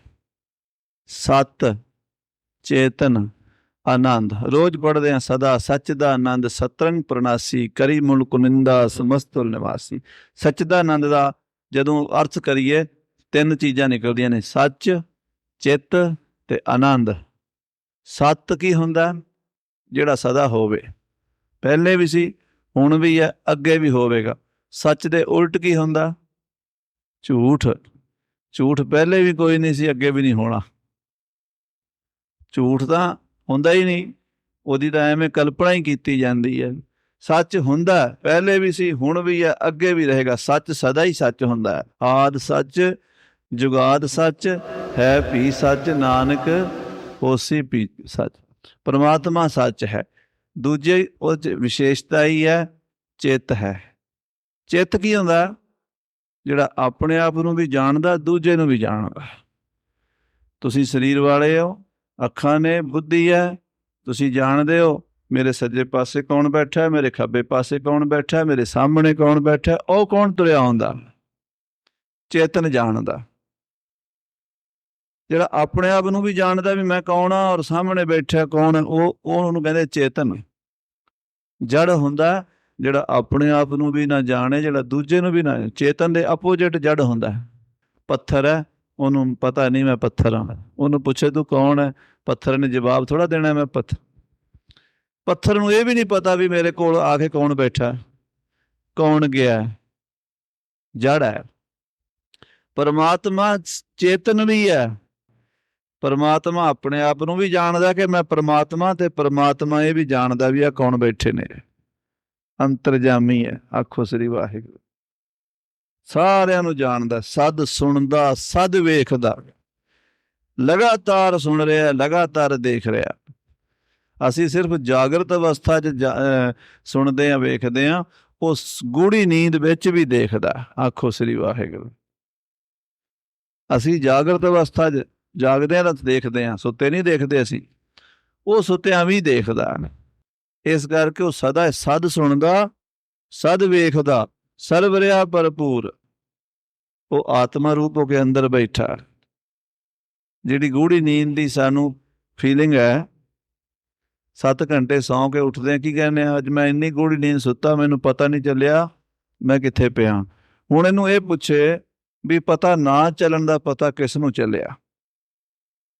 ਪਤਾ ਨਾ ਚੱਲਣ ਦਾ ਵੀ ਤਾਂ ਕਿਸੇ ਨੂੰ ਪਤਾ ਚੱਲਣਾ ਚਾਹੀਦਾ ਨਾ। ਉਹ ਕੌਣ ਹੈ? ਉਹੀ ਤਾਂ ਆਤਮਾ ਹੈ, ਉਹੀ ਤਾਂ ਪਰਮਾਤਮਾ ਹੈ। ਤੋ ਚੇਤਨ ਤੇ ਅੱਗੇ ਆਨੰਦ ਸਰੂਪ ਹੈ। ਆਨੰਦ ਦੇ ਉਲਟ ਹੁੰਦਾ ਦੁੱਖ, ਆਨੰਦ ਦੇ ਅਪੋਜਿਟ ਦੁੱਖ ਹੁੰਦਾ। ਇਹ ਸਾਰਾ ਸੰਸਾਰ ਦੁੱਖ ਰੂਪ ਹੀ ਹੈ। ਦੁੱਖ ਦੀਆਂ ਪੰਡਾਂ ਖੁੱਲੀਆਂ, ਸੁੱਖ ਨਾ ਨਿਕਲਿਓ ਕੋਏ। ਜਿੱਥੇ ਤੁਸੀਂ ਛੇੜੋ ਉੱਥੇ ਦੁੱਖ ਹੈ। ਹਰ ਚੀਜ਼ 'ਚ ਦੁੱਖ ਹੈ। ਦੁਨੀਆ ਦੀ ਕੋਈ ਵੀ ਚੀਜ਼ ਤੁਸੀਂ ਛੇੜ ਕੇ ਦੇਖੋ, ਉਹਦੇ 'ਚ ਦੁੱਖ ਹੈ। ਪਰ ਆਤਮਾ ਸਰੂਪ ਪਰਮਾਤਮਾ 'ਚ ਆਨੰਦ ਹੈ, ਉਹਦੇ ਦੁੱਖ ਕੋਈ ਨਹੀਂ। ਉਹ ਸਦਾ ਹੀ ਆਨੰਦ ਸਰੂਪ ਹੈ। ਸੋ ਮਹਾਰਾਜ ਕਹਿੰਦੇ ਐਸਾ ਸਤ ਚੇਤਨ ਆਨੰਦ ਸਰੂਪ, ਹੇ ਗੁਰੂ ਅਰਜਨ ਦੇਵ ਜੀ ਮਹਾਰਾਜ ਮੈਨੂੰ ਦਿਖਾ ਦਿਓ, ਕਿਰਪਾ ਕਰ ਦਿਓ। ਹਾਂਜੀ। ਬ੍ਰਹਮ ਸਰੂਪ ਹਿਰਦੈ ਬਿਦ ਤਾਵੋ, ਮੇਰੇ ਹਿਰਦੇ ਵਿੱਚ ਉਸ ਬ੍ਰਹਮ ਦਾ ਗਿਆਨ ਪ੍ਰਗਟ ਕਰ ਦਿਓ ਸੱਚੇ ਪਾਤਸ਼ਾਹ ਜੀ। ਮੁਰਗੁਰ ਕੇ ਬਰ ਤੁਮ ਸਫਲਾਵੋ। ਮੇਰੇ ਗੁਰੂ ਨੇ ਕਿਹਾ ਸੀ ਕਿ ਕਲਯੁਗ ਦੇ ਸਮੇਂ 'ਚ ਗੁਰੂ ਨਾਨਕ ਦੇਵ ਜੀ ਦਾ ਅਵਤਾਰ ਹੋਣਾ। ਉਹਨਾਂ ਦੇ 5ਵੇਂ ਰੂਪ ਤੈਨੂੰ ਆ ਕੇ ਮਿਲਣਗੇ। ਉਹਨਾਂ ਤੋਂ ਗਿਆਨ ਪੁੱਛੀ ਤੋ ਮਹਾਰਾਜ ਤੁਸੀਂ ਆ ਕੇ ਮਿਲਿਓ ਤੇ ਮੈਨੂੰ ਕਿਰਪਾ ਕਰਕੇ ਉਸ ਰੂਪ ਦਾ ਗਿਆਨ ਬਖਸ਼ੋ। ਦੀਰਘ ਮਹਿਦ ਬੈਸ ਜਿਨ ਤਨ ਕੀ। ਮਹਾਰਾਜ ਦੇ ਸਾਹਮਣੇ ਉਹ ਜੋਗੀ ਬੈਠਾ ਜਿਹਦੀ ਬਹੁਤ ਵੱਡੀ ਉਮਰ ਹੈ, ਕਿੰਨੇ ਲੱਖਾਂ ਸਾਲਾਂ ਤੋਂ ਬੈਠਾ ਹੈ। ਜਤਨ ਸਾਥ ਰੋਕੀ ਗਤ ਮਨ ਕੀ। ਉਹਨੇ ਯਤਨ ਦੇ ਨਾਲ ਸਾਧਨਾ ਕਰਕੇ ਆਪਣਾ ਮਨ, ਆਪਣੇ ਸਵਾਸ ਰੋਕੇ ਹਨ। ਹਾਂਜੀ। ਸ਼੍ਰੀ ਅਰਜਨ ਕੋ ਪਾਏ ਬਹਾਨਾ। ਗੁਰੂ ਅਰਜਨ ਦੇਵ ਸੱਚੇ ਪਾਤਸ਼ਾਹ ਜੀ ਦੇ ਦਰਸ਼ਨ ਕਰਕੇ ਉਹਨੂੰ ਬਹਾਨਾ ਮਿਲ ਗਿਆ ਮੁਕਤੀ ਦਾ। ਉਹ ਮੁਕਤੀ ਲੈਣੀ ਚਾਹੁੰਦਾ। ਹਾਂਜੀ। ਚਾਹਤ ਚਿਤ ਇਤ ਸ਼ੈ ਕਲਿਆਣਾ। ਆਪਣੀ ਕਲਿਆਣ ਲਈ ਸਤਿਗੁਰਾਂ ਕੋਲ ਪ੍ਰਸ਼ਨ ਕਰਦਾ ਕਿ ਮਹਾਰਾਜ ਕਿਰਪਾ ਕਰੋ, ਮੈਨੂੰ ਦੱਸ ਦਿਓ ਮੈਂ ਕੌਣ ਆ, ਤੇ ਮੈਂ ਜਿੱਥੇ ਜਾਣਾ ਚਾਹੁੰਦਾ ਉੱਥੇ ਮੈਨੂੰ ਪਹੁੰਚਾ ਦਿਓ। ਹਾਂਜੀ। ਸਭਿਨ ਮਹਿ ਜੋਗੀ ਅਸ ਕਹੈ। ਜਦੋਂ ਜੋਗੀ ਨੇ ਇਸ ਪ੍ਰਕਾਰ ਬੇਨਤੀ ਕੀਤੀ, ਸਾਰੇ ਮਹਾਂਪੁਰਸ਼ ਬਾਬਾ ਬੁੱਢਾ ਜੀ, ਭਾਈ ਗੁਰਦਾਸ ਜੀ, ਹੋਰ ਬੇਅੰਤ ਕਰਨੀ ਵਾਲੇ ਸਿੱਖ ਉਹ ਸੰਤੋਖਸਰ ਦੀ ਸੇਵਾ ਕਰ ਰਹੇ ਸਨ, ਸਰੋਵਰ ਦੀ, ਉਹ ਸੁਣ ਰਹੇ ਹਨ ਤੇ ਸਤਿਗੁਰੂ ਜੀ ਦੇ ਚਰਨਾਂ 'ਚ ਜੋਗੀ ਬੇਨਤੀਆਂ ਕਰੀ ਜਾ ਰਿਹਾ ਹੈ। ਹਾਂਜੀ। ਦੇਖਤ ਨਰਗਨ ਬਿਸਮੈ ਰਹਿ। ਸਾਰੇ ਹੈਰਾਨ ਹਨ ਵੀ ਕਿਸ ਤਰ੍ਹਾਂ ਇਹ ਬੈਠਾ ਰਿਹਾ। ਇੰਨੇ ਯੁੱਗ ਬੀਤ ਗਏ ਬਿਨਾਂ ਸਵਾਸਾਂ ਦੇ, ਤੇ ਬੰਦਾ 2 ਮਿੰਟ ਨਹੀਂ ਜੀ ਸਕਦਾ, ਤੇ ਇਹਨੇ ਆਪਣਾ ਇੰਨਾ ਸਮਾਂ ਯੁੱਗਾਂ ਤੱਕ ਬੈਠਿਆਂ ਲੰਘਾ ਦਿੱਤਾ ਇਸ ਮੱਠ ਦੇ ਵਿੱਚ। ਤੇ ਸਵਾਸ ਇਹਦੇ ਵਾਕਈ ਚੜ੍ਹੇ ਹੋਏ ਸਨ। ਜਦੋਂ ਬਾਬਾ ਬੁੱਢਾ ਜੀ ਨੇ ਬੜੀ ਮਿਹਨਤ ਨਾਲ ਉਹਦੇ ਸਵਾਸ ਉਤਾਰੇ ਹਨ, ਜੋ ਉਹਦੇ ਸਰੀਰ ਦੇ ਅੰਦਰ ਹਰਕਤ ਆਈ, ਉਹ ਵੀ ਸਿੱਖਾਂ ਨੇ ਦੇਖੀ ਹੈ। ਫਿਰ ਉਹ ਗੁਰੂ ਸਾਹਿਬ ਗੁਰੂ ਅਰਜਨ ਦੇਵ ਜੀ ਦੇ ਪੈਰਾਂ ਤੇ ਮੱਥਾ ਟੇਕ ਰਿਹਾ। ਇਹ ਹੋਰ ਹੈਰਾਨੀ ਵਾਲੀ ਗੱਲ ਹੈ ਕਿ 1 ਲੱਖਾਂ ਵਰ੍ਹਿਆਂ ਦਾ ਜੋਗੀ 25 ਕੁ ਸਾਲ ਦੇ ਗੁਰੂ ਮਹਾਰਾਜ ਹੋਣਗੇ ਉਦੋਂ, 24 ਸਾਲ ਦੇ ਧੰਨ ਗੁਰੂ ਅਰਜਨ ਦੇਵ ਜੀ, ਉਹਨਾਂ ਦੇ ਚਰਨਾਂ ਤੇ ਸਿਰ ਝੁਕਾ ਰਿਹਾ। ਉਮਰ ਦੇ ਹਿਸਾਬ ਨਾਲ ਉਹ ਜੋਗੀ ਦੀ ਉਮਰ ਵੱਡੀ ਹੈ, ਪਰ ਸਿੱਖਾਂ ਨੂੰ ਹੁਣ ਪਤਾ ਲੱਗਾ ਵੀ ਇਹ ਉਮਰ ਦੇ ਮੁਤਾਜ ਨਹੀਂ, ਇਹ ਜੋਤੀ ਸਰੂਪ ਹਨ ਸਤਿਗੁਰੂ। 10 ਜਾਮਿਆਂ ਵਿੱਚ ਜਿਹੜੀ ਜੋਤ ਆਈ ਹੈ ਸਾਧ ਸੰਗਤ ਜੀ, ਜੇ ਸਭ ਤੋਂ ਵੱਡਾ ਪ੍ਰਮਾਣ ਦੇਖਣਾ ਤੇ 8ਵੇਂ ਪਾਤਸ਼ਾਹ ਮਹਾਰਾਜ ਦਾ ਹੈ। ਵੀ ਉਦੋਂ ਮਹਾਰਾਜ ਜਦੋਂ ਪੰਜੋਖਰਾ ਸਾਹਿਬ ਆਏ ਨੇ, ਉਦੋਂ 6.5 ਸਾਲ ਦੇ ਹੀ ਸਨ ਜਦੋਂ ਪੰਜੋਖਰਾ ਸਾਹਿਬ ਆਏ ਨੇ ਗੁਰੂ ਸਾਹਿਬ ਜੀ। ਕਿਉਂਕਿ 8 ਸਾਲ ਦੀ ਉਮਰ ਜੋਤੀ ਜੋਤ ਸਮਾ ਗਏ ਦਿੱਲੀ ਜਾ ਕੇ। ਤੇ ਜਦੋਂ ਉੱਥੋਂ ਚੱਲੇ ਨੇ ਕੀਰਤਪੁਰ ਸਾਹਿਬ ਤੋਂ, ਤੇ ਦਿੱਲੀ ਜਾ ਕੇ ਰਹੇ ਨੇ। ਉਸ ਸਮੇਂ ਦੇ ਵਿਚਕਾਰ ਪੰਜੋਖਰਾ ਸਾਹਿਬ ਹੁੰਦਾ ਹੈ, ਮਹਾਰਾਜ ਗਏ ਨੇ ਉੱਥੇ। ਗੀਤਾ ਦੇ ਅਰਥ ਗੂੰਗੇ ਦੇ ਸਿਰ ਤੇ ਛੜੀ ਰੱਖ ਕੇ ਸੱਚੇ ਪਾਤਸ਼ਾਹ ਨੇ ਕਰਾਏ ਨੇ, ਗੁਰੂ ਹਰਕ੍ਰਿਸ਼ਨ ਸਾਹਿਬ ਜੀ ਨੇ। ਉਹ ਅਸਥਾਨ ਤੇ ਗੁਰਦੁਆਰਾ ਪੰਜੋਖਰਾ ਸਾਹਿਬ ਤੇ ਅੱਜ ਵੀ ਕਲਾ ਗੁਰੂ ਦੀ ਵਰਤਦੀ ਹੈ। ਗੂੰਗੇ ਬੱਚੇ ਜਾ ਕੇ 5 ਐਤਵਾਰ ਇਸ਼ਨਾਨ ਕਰਦੇ, ਮਹਾਰਾਜ ਦੀ ਕਿਰਪਾ ਨਾਲ ਜ਼ਬਾਨ ਆਉਂਦੀ। ਹੁਣ ਵੀ ਕਈ ਕੇਸ ਸਾਡੇ ਸਾਹਮਣੇ ਹੋਏ ਨੇ। ਇਸ ਕਰਕੇ ਗੁਰੂ ਦੀ ਜਿਹੜੀ ਉਮਰ ਹੈ ਨਾ, ਉਹ ਸਰੀਰ ਕਰਕੇ ਨਹੀਂ ਨਾਪੀ ਜਾਣੀ ਚਾਹੀਦੀ। ਗੁਰੂ ਇੱਕ ਜੋਤ ਹੈ, ਇੱਕ ਨੂਰ ਹੈ, ਇੱਕ ਪ੍ਰਕਾਸ਼ ਹੈ, ਅਕਾਲ ਪੁਰਖ ਦੀ ਸ਼ਕਤੀ ਹੈ। ਸੋ ਸਿੱਖ ਹੈਰਾਨ ਹੋ ਰਹੇ ਨੇ ਵੀ ਇਹ ਜੋਗੀ ਏਡੀ ਵੱਡੀ ਉਮਰ ਦਾ ਤੇ ਗੁਰੂ ਅਰਜਨ ਦੇਵ ਜੀ ਦੇ ਪੈਰ ਫੜ ਕੇ ਕਹਿ ਰਿਹਾ ਮੈਨੂੰ ਕਿਰਪਾ ਕਰਕੇ ਉਹ ਸਰੂਪ ਦਾ ਗਿਆਨ ਕਰਾਓ ਜਿਸ ਨੂੰ ਜਾਣਨ ਤੋਂ ਬਾਅਦ ਹੋਰ ਕੁਝ ਜਾਣਨਾ ਬਾਕੀ ਨਹੀਂ ਰਹਿ ਜਾਂਦਾ। ਹਾਂਜੀ, ਦੋਹਰਾ ਸ੍ਰੀ ਗੁਰ ਕਿਰਪਾ ਨਿਧਾਨ ਸੁਣ। ਇਹ ਸੁਣ ਕੇ ਮਹਾਰਾਜ ਸ੍ਰੀ ਗੁਰੂ ਅਰਜਨ ਦੇਵ ਜੀ ਕਿਰਪਾ ਨਿਧਾਨ ਸਤਿਗੁਰੂ ਦਇਆ ਦੇ ਘਰ 'ਚ ਆ ਗਏ, ਕਿਉਂਕਿ ਇਹੋ ਜਿਹਾ ਗਿਆਨ ਹਰ ਇੱਕ ਨੂੰ ਦਿੱਤਾ ਨਹੀਂ ਜਾ ਸਕਦਾ। ਉਸ ਨੂੰ ਦਿੱਤਾ ਜਾਂਦਾ ਜਿਹੜਾ ਇਹਨੂੰ ਸਮਝ ਸਕੇ, ਇਹਦਾ ਅਧਿਕਾਰੀ ਹੋਵੇ। ਜਿਵੇਂ ਸਾਧ ਸੰਗਤ ਜੀ, ਜਿਹੜਾ ਬੱਚਾ ABC ਨਹੀਂ ਸਿੱਖਿਆ ਉਹਨੂੰ ਆਪਾਂ ਕਿਸੇ ਯੂਨੀਵਰਸਿਟੀ 'ਚ ਜਾ ਕੇ ਕਹੀਏ ਦਾਖਲਾ ਮਿਲ ਜੇ, ਨਹੀਂ ਮਿਲਦਾ। ਪਹਿਲਾਂ ਉਹਨੂੰ ਸਕੂਲ ਵਾਲੇ ਟੀਚਰ ਕਹਿਣਗੇ ਵੀ ਕਿਸੇ ਛੋਟੇ ਸਕੂਲ ਵਿੱਚ ABC ਨਰਸਰੀ ਵਗੈਰਾ ਨੂੰ ਪੜ੍ਹਾਓ। ਫਿਰ ਪੜ੍ਹਦਿਆਂ ਉਹ ਮਿਡਲ ਕਲਾਸ ਕਰੇਗਾ, ਫਿਰ ਉਹ ਹਾਈ ਕਲਾਸ ਕਰੇਗਾ, ਫਿਰ ਉਹ ਸਕੂਲ ਪਾਸ ਕਰਕੇ ਤੇ ਫਿਰ ਜਾ ਕੇ ਕਾਲਜ ਜਾਏਗਾ, ਫਿਰ ਯੂਨੀਵਰਸਿਟੀ ਦੀ ਸਮਝ ਆਏਗੀ। ਇਹ ਵੀ ਜਿਹੜਾ ਲੈਵਲ ਹੈ ਬੜੇ ਸਿਖਰ ਦਾ ਹੈ। ਤੇ ਗੁਰੂ ਅਰਜਨ ਸਾਹਿਬ ਨੇ ਦੇਖਿਆ ਵੀ ਜੋਗੀ ਇਹਦਾ ਅਧਿਕਾਰੀ ਹੈ, ਇੱਥੇ ਪਹੁੰਚ ਚੁੱਕਾ ਹੈ, ਹੁਣ ਇਹਨੂੰ ਲੋੜ ਹੈ ਇਹਦਾ ਜਿਹੜੀ ਮੰਗ ਹੈ ਇਹਦੀ ਪੂਰੀ ਕਰ ਦਈਏ। ਹਾਂਜੀ, ਲਖ ਕੈ ਸੁਧ ਅਧਿਕਾਰ। ਸ਼ੁੱਧ ਅਧਿਕਾਰ ਜਾਣ ਕੇ ਉਹਦਾ ਅਧਿਕਾਰੀ ਸਮਝ ਕੇ ਉਹਦਾ ਹਿਰਦਾ ਸ਼ੁੱਧ ਹੈ। ਜਾ ਕਾ ਹਿਰਦਾ ਸ਼ੁੱਧ ਹੈ ਖੋਜ ਸ਼ਬਦ ਮੈਂ ਲੈ। ਸੋ ਇਸ ਕਰਕੇ ਸਾਧ ਸੰਗਤ ਜੀ, ਕਈ ਲੋਕ ਅੱਜ ਕੱਲ੍ਹ ਸ਼ੰਕਾ ਕਰਦੇ ਜੀ ਇਹ ਗੁਰਦੁਆਰੇ 'ਚ ਸੇਵਾ ਨੂੰ ਕਿਉਂ ਕਹਿੰਦੇ ਆ। ਸੇਵਾ ਨੂੰ ਇਸ ਕਰਕੇ ਕਹਿੰਦੇ ਆ ਭਾਈ, ਸੇਵਾ ਕਰਨ ਨਾਲ ਪਹਿਲਾਂ ਮਨ ਸਾਫ਼ ਹੋਏਗਾ। ਸੇਵਾ ਕਰਨ ਨਾਲ ਨਾ, ਭਾਂਡੇ ਮਾਂਜਣ ਨਾਲ, ਝਾੜੂ ਫੇਰਨ ਨਾਲ ਇਹ ਜਿਹੜਾ ਭਾਂਡਾ ਅੰਦਰ ਦਾ ਮਾਂਜਿਆ ਜਾਏਗਾ, ਫਿਰ ਬਾਣੀ ਦੀ ਸਮਝ ਆਉਣੀ ਸ਼ੁਰੂ ਹੋ ਜਾਏਗੀ। ਤੇ ਜੇ ਐਵੇਂ ਹੀ ਆਪਾਂ ਮੈਲੇ ਕੁਚੈਲੇ ਆ ਕੇ ਬਹਿ ਜਾਏਂਗੇ ਨਾ, ਮਨ ਕਰਕੇ, ਸਰੀਰ ਦਾ ਸਾਫ਼ ਸਾਰੇ ਹੀ ਕਰੀ ਫਿਰਦੇ ਆ, ਮਨ ਦੀ ਗੱਲ ਹੈ, ਉਹ ਗੁਰਬਾਣੀ ਦਾ ਅੰਮ੍ਰਿਤ ਅੰਦਰ ਨਹੀਂ ਪਏਗਾ। ਜੇ ਪਏਗਾ ਤੇ ਉਹਦਾ ਸਾਨੂੰ ਸਮਝ ਨਹੀਂ ਆਏਗੀ। ਇਸ ਕਰਕੇ ਸੇਵਾ ਜ਼ਰੂਰੀ ਹੈ। ਪਹਿਲਾਂ ਗੁਰੂ ਘਰ ਤੇ ਇਹੀ ਤਪੱਸਿਆ ਹੈ, ਗੁਰੂ ਘਰ ਦੀ ਤਪੱਸਿਆ ਗੁਰ ਸੇਵਾ ਤਪਾਂ ਸਿਰ ਤਪਸਾਰ। ਸੋ ਜਦੋਂ ਮਹਾਰਾਜ ਸਾਹਿਬ ਜੀ ਨੇ ਵੇਖਿਆ ਵੀ ਇਹ ਜੋਗੀ ਅਧਿਕਾਰੀ ਹੈ, ਇਹਨੂੰ ਲੋੜ ਹੈ, ਇਹਨੂੰ ਹੁਣ ਜਿਹੜੀ ਚੀਜ਼ ਚਾਹੀਦੀ ਦੇ ਦਈਏ। ਹਾਂਜੀ, ਨਿਰਣੈ ਕੀਨਸ ਬ੍ਰਹਮ ਕੋ। ਤਾਂ ਮਹਾਰਾਜ ਜੀ ਉਸ ਦੇ ਸਾਹਮਣੇ ਪ੍ਰਮਾਤਮਾ ਦੇ ਸਰੂਪ ਦਾ ਭੇਦ ਖੋਲਦੇ ਹਨ। ਹਾਂਜੀ, ਤਿਸ ਪ੍ਰਤ ਬਾਕ ਉਚਾਰ। ਉਸ ਜੋਗੀ ਨੂੰ ਇਸ ਤਰ੍ਹਾਂ ਬੋਲੇ ਹਨ ਸੱਚੇ ਪਾਤਸ਼ਾਹ ਗੁਰੂ ਅਰਜਨ ਦੇਵ ਜੀ ਮਹਾਰਾਜ। ਚੌਪਈ ਭੋਜ ਜਗਵੇਸ਼ਵਰ ਅਚਰਜ ਆਹ। ਮਹਾਰਾਜ ਕਹਿੰਦੇ ਹੈ ਜੋਗੀ, ਉਹ ਪ੍ਰਮਾਤਮਾ ਬੜਾ ਅਸਚਰਜ ਹੈ। ਅਸਚਰਜ ਦਾ ਮਤਲਬ ਹੈ ਵੀ ਬਹੁਤ ਹੀ ਬਿਸਮਾਦ ਹੈ, ਉਹਦੇ ਲਈ ਕੁਝ ਕਿਹਾ ਨਹੀਂ ਜਾ ਸਕਦਾ, ਕੁਛ ਵੀ ਨਹੀਂ ਕਿਹਾ ਜਾ ਸਕਦਾ। ਆਖੋ ਸ੍ਰੀ ਵਾਹਿਗੁਰੂ। ਕੁਛ ਵੀ ਨਹੀਂ ਕਿਹਾ ਜਾ ਸਕਦਾ। ਆਪਾਂ ਬੋਲ ਰਹੇ ਹਾਂ ਨਾ, ਕਥਾ ਜਿਹੜੀ ਹੋ ਰਹੀ ਹੈ, ਮਹਾਂਪੁਰਸ਼ ਕਹਿੰਦੇ ਆ ਕਥਾ ਅਗਿਆਨ ਵਿੱਚ ਹੁੰਦੀ ਹੈ, ਗਿਆਨ ਵਿੱਚ ਨਹੀਂ ਹੁੰਦੀ। ਕਥਾ ਅਗਿਆਨ ਵਿੱਚ ਹੁੰਦੀ ਹੈ, ਗਿਆਨ 'ਚ ਨਹੀਂ ਹੁੰਦੀ। ਭਾਈ ਗੁਰਦਾਸ ਜੀ ਕਹਿੰਦੇ ਨੇ ਕਿ ਮੂੰਹ ਭਰੀਆ ਕਿਉਂ ਬੋਲੀਐ ਜਾਂ ਰਸ ਜੀਭ ਰਸਾਲੀ। ਜੇ ਮੂੰਹ 'ਚ ਲੱਡੂ ਪਾਇਆ ਹੋਵੇ ਫਿਰ ਗੱਲਾਂ ਨਹੀਂ ਹੁੰਦੀਆਂ। ਉਹਨਾਂ ਚਿਰ ਬੋਲਦਾ ਬੰਦਾ ਜਿੰਨਾ ਚਿਰ ਮੂੰਹ ਖਾਲੀ, ਜਿੰਨਾ ਚਿਰ ਮੂੰਹ ਖਾਲੀ ਬੋਲੀ ਜਾਂਦਾ। ਕਥਾਵਾਚਕ ਮੇਰੇ ਵਰਗੇ ਬੋਲੀ ਜਾਂਦੇ। ਕਿਉਂ? ਸਾਡਾ ਮੂੰਹ ਖਾਲੀ ਹੈ, ਸਾਨੂੰ ਉਹ ਗਿਆਨ ਹੋਇਆ ਨਹੀਂ। ਤੇ ਜਿਹਨੂੰ ਹੋ ਗਿਆ ਉਹ ਬੋਲਦਾ ਨਹੀਂ, ਉਹ ਚੁੱਪ ਕਰ ਜਾਂਦਾ।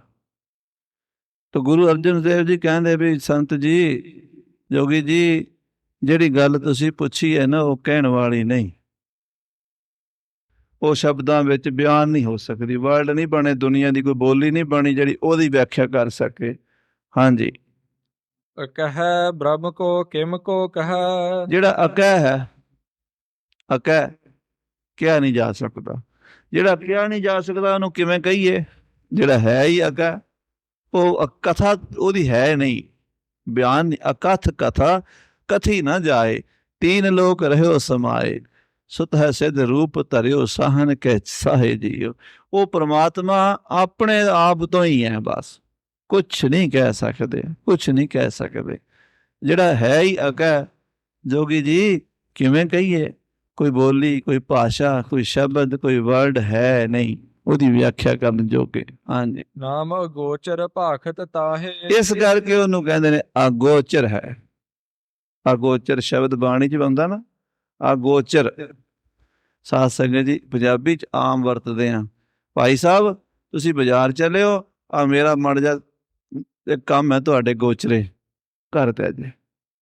ਆਹ ਕੰਮ ਤੁਹਾਡੇ ਗੋਚਰੇ ਹੈ, ਤੁਸੀਂ ਕਰ ਦਿਆ ਜੇ।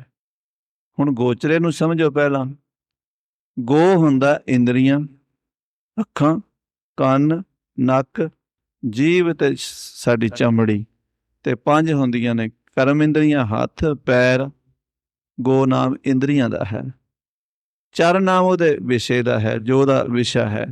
ਅੱਖਾਂ ਦਾ ਵਿਸ਼ਾ ਰੂਪ ਦੇਖਣਾ, ਕੰਨਾਂ ਦਾ ਆਵਾਜ਼ ਸੁਣਨੀ, ਚਮੜੀ ਦਾ ਛੂਹਣਾ, ਹੱਥਾਂ ਦਾ ਪਕੜਨਾ, ਪੈਰਾਂ ਦਾ ਤੁਰਨਾ।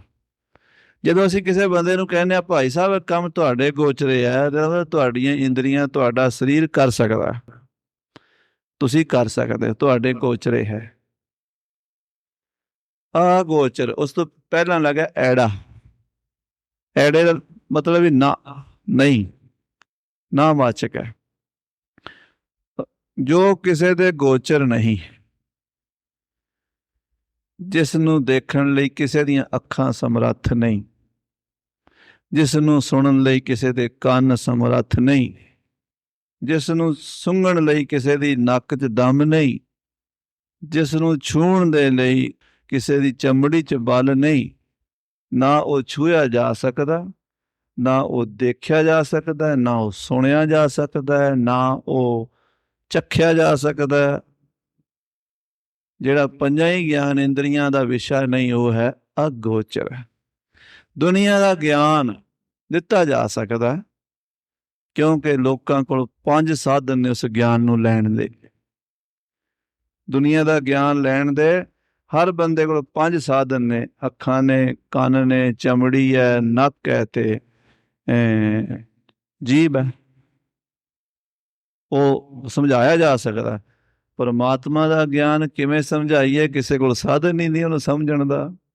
ਉਹਨੂੰ ਸਮਝਣ ਦੀਆਂ ਜਿਹੜੀਆਂ ਇੰਦਰੀਆਂ ਨੇ ਉਹ ਹੈ ਨਹੀਂ ਕਿਸੇ ਕੋਲ। ਇਸ ਕਰਕੇ ਪਾਤਸ਼ਾਹ ਕਹਿੰਦੇ ਅਗੋਚਰ ਹੈ। ਹਾਂਜੀ, ਕਿਸੇ ਰਖੀਕ ਵਿਸ਼ਾ ਕਬ ਨਾਹਿ। ਕਿਸੇ ਇੰਦਰੀ ਦਾ ਵਿਸ਼ਾ ਹੀ ਨਹੀਂ ਨਾ। ਜੇ ਉਹ ਕੋਈ ਰੂਪ ਵਾਲਾ ਹੋਵੇ, ਅਸੀਂ ਕਹਿ ਦਈਏ ਵੀ ਪੀਲੇ ਰੰਗ ਦਾ, ਨੀਲੇ ਰੰਗ ਦਾ, ਕਾਲੇ ਰੰਗ ਦਾ, ਦੇਖ ਲਾ ਬਈ। ਜੇ ਕੋਈ ਬੋਲਾ ਕੰਨਾਂ ਤੋਂ, ਉਹਨੂੰ ਆਪਾਂ ਆਵਾਜ਼ ਨਹੀਂ ਸੁਣਾ ਸਕਦੇ। ਜੇ ਅੱਖਾਂ ਤੋਂ ਅੰਨ੍ਹਾ, ਉਹਨੂੰ ਆਪਾਂ ਰੰਗ ਨਹੀਂ ਦੱਸ ਸਕਦੇ। ਰਵਿੰਦਰਨਾਥ ਟੈਗੋਰ ਜੀ ਬੰਗਾਲ ਦੇ ਬੜੇ ਵੱਡੇ ਵਿਦਵਾਨ ਹੋਏ ਨੇ। ਉਹਨਾਂ ਨੇ ਮਹਾਰਾਜ ਗੁਰੂ ਨਾਨਕ ਸਾਹਿਬ ਜੀ ਦੀ ਪਾਵਨ ਆਰਤੀ ਦਾ ਟਰਾਂਸਲੇਟ ਕੀਤਾ, ਉਹਦੇ ਵਿੱਚ ਬੰਗਾਲੀ ਭਾਸ਼ਾ ਦੇ ਵਿੱਚ। ਗਗਨ ਮੈਂ ਥਾਲ ਰਵ ਚਾਂਦੀ ਬਨੇ ਤਾਰਕਾ ਮੰਡਲ ਜਨਕ ਮੋਤੀ। ਬਹੁਤ ਹੀ ਅਨੁਭਵੀ ਸਨ। ਸ੍ਰੀ ਅੰਮ੍ਰਿਤਸਰ ਆ ਕੇ ਕੀਰਤਨ ਸੁਣਿਆ ਕਰਦੇ ਸੀ। ਰਵਿੰਦਰਨਾਥ ਟੈਗੋਰ ਨੂੰ ਨੋਬਲ ਪੁਰਸਕਾਰ ਵੀ ਮਿਲਿਆ। ਉਹਨਾਂ ਨੇ ਬਹੁਤ ਕੁਝ ਦੂਜੇ ਧਰਮਾਂ ਬਾਰੇ, ਸਿੱਖ ਧਰਮ ਬਾਰੇ ਲਿਖਿਆ। ਖੈਰ ਵੱਖਰੀ ਗੱਲ। ਉਹਨਾਂ ਨੂੰ ਇਹ ਪੁੱਛਿਆ ਗਿਆ ਵੀ ਤੁਸੀਂ ਰੱਬ ਨੂੰ ਮੰਨਦੇ ਹੋ, ਪਰਮਾਤਮਾ ਨੂੰ? ਜੇ ਕੋਈ ਨਾਸਤਕ ਬੰਦਾ ਤੁਹਾਨੂੰ ਕਵੇ ਵੀ ਮੈਨੂੰ ਪਰਮਾਤਮਾ ਦਾ ਗਿਆਨ ਕਰਾਓ, ਕਿੱਦਾਂ ਕਰਾਓਗੇ? ਉਹ ਕਹਿਣ ਲੱਗੇ, ਜੇ ਕੋਈ ਅੰਨ੍ਹਾ ਕਵੇ ਵੀ ਰੋਸ਼ਨੀ ਦਾ ਰੰਗ ਦਿਖਾਓ, ਕਿਵੇਂ ਦਿਖਾਓਗੇ? ਅੰਨ੍ਹਾ ਪੁੱਛੇ ਵੀ ਰੋਸ਼ਨੀ ਦਾ ਰੰਗ ਕਿਹੋ ਜਿਹਾ, ਕੀ ਦੱਸੋਗੇ? ਜੇ ਉਹਨੂੰ ਕਹੋਗੇ ਪੀਲਾ ਹੋਵੇਗਾ, ਪੀਲਾ ਕੀ ਹੁੰਦਾ? ਜੇ ਉਹਨੂੰ ਚਿੱਟਾ ਹੋਵੇ, ਚਿੱਟਾ ਕੀ ਹੁੰਦਾ? ਜੇ ਉਹਨੂੰ ਹੋਰ ਕੋਈ, ਉਹਨੂੰ ਰੰਗ ਦਾ ਪਤਾ ਹੀ ਨਹੀਂ। ਉਹਦੇ ਕੋਲ ਉਹ ਸਾਧਨ ਹੀ ਨਹੀਂ, ਉਹ ਇੰਦਰੀ ਨਹੀਂ ਹੈ ਜਿਹਦੇ ਨਾਲ ਉਹ ਰੰਗ ਨੂੰ ਜਾਣ ਸਕੇ। ਇਸ ਕਰਕੇ ਨਾਸਤਕ ਬੰਦੇ ਨੂੰ ਪਰਮਾਤਮਾ ਦਾ ਗਿਆਨ ਕਰਾਉਣਾ ਬਹੁਤ ਮੁਸ਼ਕਲ ਹੈ। ਪਰ ਜੇ ਕੋਈ ਅਨੁਭਵ ਵਾਲਾ ਹੈ, ਜਿਹਦੇ ਅੰਦਰ ਅਨੁਭਵ ਦੀਆਂ ਅੱਖਾਂ ਹਨ, ਉਹਨੂੰ ਪੂਰਾ ਗੁਰੂ ਮਿਲਿਆ ਹੈ, ਸ਼ਰਧਾ ਭਗਤੀ ਉਹਦੇ ਅੰਦਰ ਹੈ, ਗੁਰੂ ਉਹਨੂੰ ਉਸ ਥਾਂ ਤੇ ਪਹੁੰਚਾ ਸਕਦਾ ਹੈ। ਸਾਧ ਸੰਗਤ ਜੀ, ਇਹੋ ਜਿਹਾ ਗੁਰੂ ਵੀ ਘੱਟ ਮਿਲਦਾ, ਇਹੋ ਜਿਹੇ ਚੇਲੇ ਵੀ ਘੱਟ ਮਿਲਦੇ ਆ। ਗੁਰੂ ਕੋਲ ਵੀ ਬਹੁਤੇ ਲੋਕਾਂ ਦੀ ਉਹਨਾਂ ਦੀ ਭੀੜ ਹੁੰਦੀ ਹੈ ਜਿਹੜੇ ਗੁਰੂ ਕੋਲੋਂ ਦੁਨਿਆਵੀ ਚੀਜ਼ਾਂ ਹੀ ਮੰਗਦੇ ਹਨ। ਸੋ ਗੁਰੂ ਸਾਹਿਬ ਮਹਾਰਾਜ ਕੋਲ, ਗੁਰੂ ਗ੍ਰੰਥ ਸਾਹਿਬ ਕੋਲ, ਸਤਿਗੁਰੂ ਨਾਨਕ, ਗੁਰੂ ਗੋਬਿੰਦ ਸਿੰਘ ਕੋਲ ਹੈ ਤਾਂ ਸਭ ਕੁਛ, ਪਰ ਲੈਣ ਵਾਲੇ ਅਸੀਂ ਭਾਂਡੇ ਹੀ ਛੋਟੇ ਰੱਖੀ ਫਿਰਦੇ ਹਾਂ, ਦੁਨਿਆਵੀ ਚੀਜ਼ਾਂ ਹੀ ਮੰਗਦੇ ਹਾਂ। ਗੁਰੂ ਅਰਜਨ ਦੇਵ ਜੀ ਕਹਿੰਦੇ, ਜੋਗੀ ਜੀ, ਪਹਿਲੀ ਗੱਲ ਤਾਂ ਅਕਹਿ ਹੈ, ਅਕਥ ਹੈ, ਅਗੋਚਰ ਹੈ। ਫਿਰ ਉਸ ਨੂੰ ਸਮਝਣ ਲਈ ਸਾਡੇ ਕੋਲ ਸਾਧਨ ਕੋਈ ਨਹੀਂ ਹੈ। ਅੱਖਾਂ ਦੇਖ ਨਹੀਂ ਸਕਦੀਆਂ, ਕੰਨ ਸੁਣ ਨਹੀਂ ਸਕਦੇ, ਜੀਭ ਚੱਖ ਨਹੀਂ ਸਕਦੀ, ਚਮੜੀ ਛੂਹ ਨਹੀਂ ਸਕਦੀ ਤੇ ਨੱਕ ਉਹਨੂੰ ਸੁੰਘ ਨਹੀਂ ਸਕਦੀ, ਕਿਉਂਕਿ ਇਹਨਾਂ ਤੋਂ ਪਰੇ ਹੈ, ਹੋਰ ਹੀ ਹੈ ਕੁਛ। ਹੁਣ ਕੀ ਹੈ ਉਹ ਮਹਾਰਾਜ ਉਹਨੂੰ ਫਿਰ ਕਹਿੰਦੇ ਆ, ਕਹਿੰਦੇ ਹੈ ਤਾਂ ਅਕਥ, ਪਰ ਗੁਰੂ ਕਥ ਦਿੰਦਾ ਹੈ। ਆਖੋ ਸ੍ਰੀ ਵਾਹਿਗੁਰੂ। ਹੈ ਤੇ ਪਰੇ, ਪਰ ਗੁਰੂ ਨੇੜੇ ਕਰਕੇ ਦਿਖਾ ਦਿੰਦਾ ਹੈ। ਇਹੀ ਗੁਰੂ ਦਾ ਕੰਮ ਹੈ। ਪਰਮਾਤਮਾ ਦਾ ਦੂਜਾ ਰੂਪ ਦੁਨੀਆ ਤੇ ਕੋਈ ਹੈ, ਦੂਜਾ ਤਾਂ ਕਹਿਣਾ ਪੈਂਦਾ, ਉਹ ਵੀ ਸਾਡੀ ਬੋਲੀ ਹੈ ਨਾ। ਵੈਸੇ ਤਾਂ ਇੱਕੋ ਰੂਪ ਹੈ, ਪਰਮਾਤਮਾ ਦਾ ਰੂਪ ਗੁਰੂ ਹੀ ਹੈ, ਤੇ ਗੁਰੂ ਨੂੰ ਦੇਖ ਲਓ, ਪਰਮਾਤਮਾ ਦੇ ਦਰਸ਼ਨ ਹੁੰਦੇ ਹੈ। ਪਰ ਜੇ ਕੋਈ ਪਰਮਾਤਮਾ ਨੂੰ ਗੁਰੂ ਤੋਂ ਬਿਨਾਂ ਜਾਣਨਾ ਚਾਹੇ, ਉਹ ਨਹੀਂ ਜਾਣ ਸਕਦਾ। ਸੋ ਗੁਰੂ ਅਰਜਨ ਦੇਵ ਜੀ ਹੁਣ ਕਿਰਪਾ ਕਰਨਗੇ, ਉਸ ਜੋਗੀ ਨੂੰ ਸ਼ਬਦ ਸੁਣਾਉਣਗੇ, ਬਾਜੀਗਰ ਜੈਸੇ ਬਾਜੀ ਪਾਈ, ਨਾਨਾ ਰੂਪ ਭੇਖ ਦਿਖਲਾਈ। ਇਹ ਸ਼ਬਦ ਜਿਹੜਾ ਸੂਹੀ ਰਾਗ ਦਾ ਹੈ ਨਾ, ਇਹ ਉਹਦੇ ਵਾਸਤੇ ਮਹਾਰਾਜ ਨੇ ਜੋਗੀ ਦੇ ਪ੍ਰਥਾਏ ਉਚਾਰਿਆ। ਉਹਦੀ ਕਥਾ ਆਪਾਂ ਅਗਲੇ ਪ੍ਰਕਰਨਾਂ ਵਿੱਚ ਸਰਵਣ ਕਰਾਂਗੇ। ਸਮੇਂ ਦੇ ਲਿਹਾਜ਼ ਨਾਲ ਸਮਾਪਤੀ ਹੈ ਜੀ। ਹੇ ਗੋਬਿੰਦ, ਹੇ ਗੋਪਾਲ, ਹੇ ਦਇਆਲ, ਪ੍ਰਾਣ ਨਾਥ ਅਨਾਥ ਸਖੇ ਦੀਨ ਦਰਦਨ, ਹੇ ਸਮਰਾਥੀ ਅਗੰਮ ਪੂਰਨ ਮੋਹਿ ਮਇਆ, ਅੰਧਕੂਪ ਮਹਾ ਭਿਆਨ ਨਾਨਕ ਪਾਰ, ਆਏ ਪ੍ਰਭ ਸਰਨਾਗਤੀ ਕਿਰਪਾ ਨਿਧ ਦੇ, ਏਕ ਅੱਖਰ ਹਰ ਮਨ ਬਸਤ ਨਾਨਕ ਹੋ। ਵਾਹਿਗੁਰੂ ਨਾਮ ਜਹਾਜ ਹੈ ਚੜ੍ਹੇ ਸੋ ਉਤਰੇ, ਜੋ ਸ਼ਰਧਾ ਕਰ ਸੇਵਦੇ ਗੁਰੂ ਪਾਰ। ਵਾਹਿਗੁਰੂ ਜੀ ਕਾ ਖਾਲਸਾ, ਵਾਹਿਗੁਰੂ ਜੀ ਕੀ ਫਤਿਹ।